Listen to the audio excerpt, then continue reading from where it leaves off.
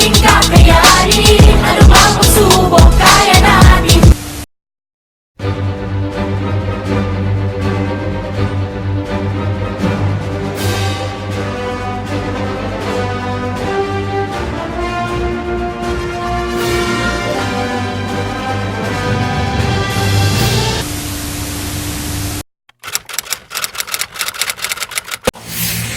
So, para sa measure of central tendency, meron tayong given na 6 to 10, 11 to 15, 16 to 20, 21 to 25, at 26 to 30.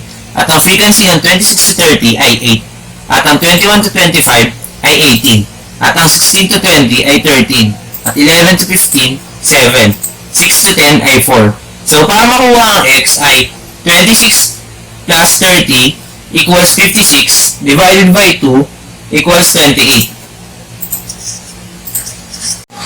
21 plus 25 equals 46 divided by 2 equals 23. So, para naman sa 16 plus 20 divided by 2 equals 18. 11 plus 15 equals 26 divided by 2 equals 13. Para naman sa 6 plus 10 equals 16 divided by 2 equals 8. Para makuha ang value ng f of x, we need to multiply f to x. 8 times 28 is equal to 224.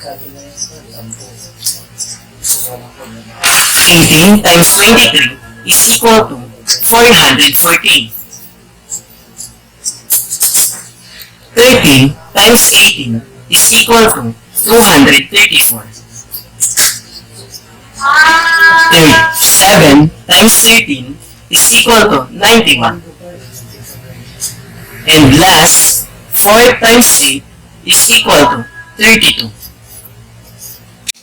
Para makuha yung cumulative frequency, yung pinakadulo ng frequency, which is 4, ay siya ng ating automatic na given. Para sa susunod naman, kailangan natin i-add yung 4 sa 7, which is mag-i-equal ng 11. The next one is 11 plus 13, which is mag-i-equal ng 24. 24 plus 18 is equal to 42. And for the last one, 42 plus 8 is equal to 50. Kailangan yung magiging pinakauna mong cumulative frequency ay siya rin magiging result ng lahat ng summation mo ng frequency.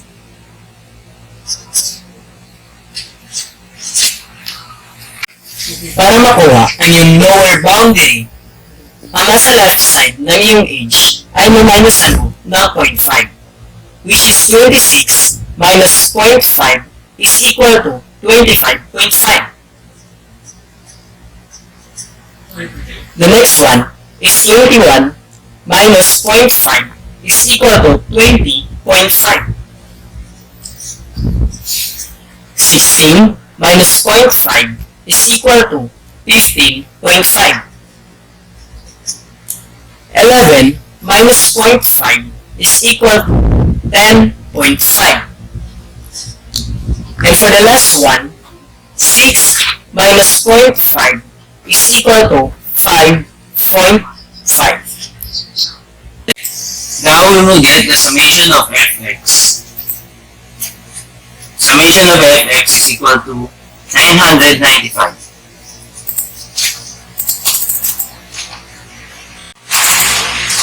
So, para makuha kami, ang formula ay summation of fx divided by summation of f. So, sa summation of fx, 995 over 50. So, 995 divided by 50 is equals to 19.9. Para naman sa median, meron tayong formula na lower boundary of the median class plus the half of the total of the frequency minus the cumulative frequency of the lower class over the median class of frequency times the class interval. Now, the lower boundary of the median class is equal to 20.5 plus the half of the total of frequency, which is 25, minus your cumulative frequency of the lower class, which is 24, over 18 times the class interval, which is 5. 20.5 plus 25 minus 24, which is equal to 1 over 18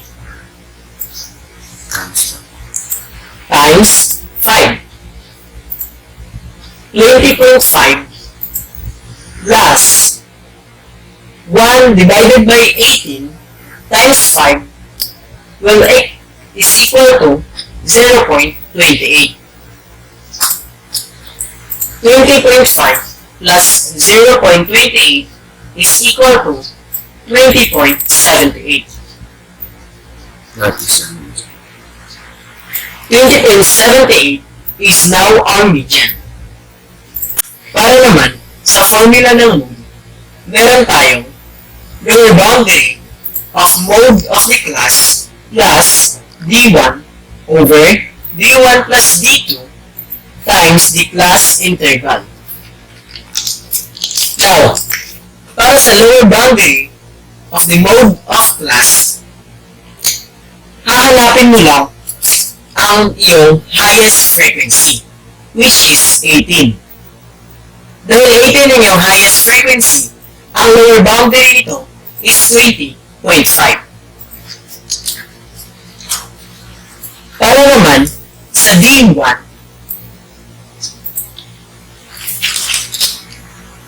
para makuha mo yung D1, ang iyong highest frequency ay yung minus mo sa frequency na nasa taas nito. So, 18 minus 8 is equal to 10 over D1 is equal to 10 plus, para naman makuha mo yung D2, i-minus mo lang ang iyong highest frequency sa frequency na nasa baba nito. So, 18 minus 13 is equal to 5 times the class interval, which is 5. So, 20.5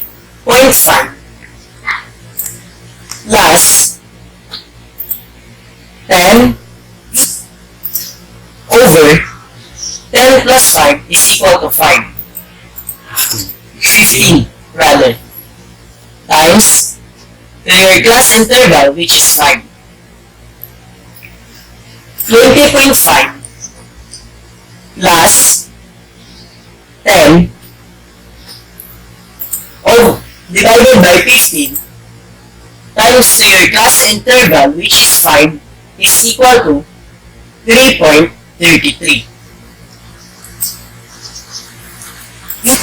Now, 20.5 plus 3.33